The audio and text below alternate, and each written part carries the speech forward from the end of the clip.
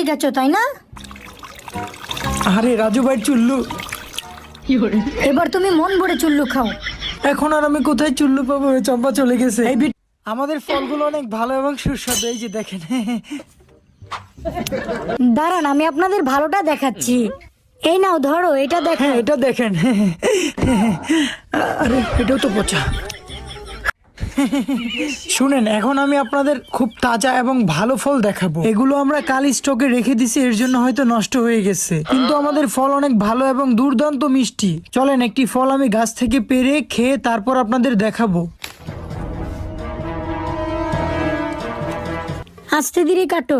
দেখেন কত লাল। রাজু, এখন তুমি আমাদেরকে বলো ফলটি খেয়ে তোমার কেমন লেগেছে? আরে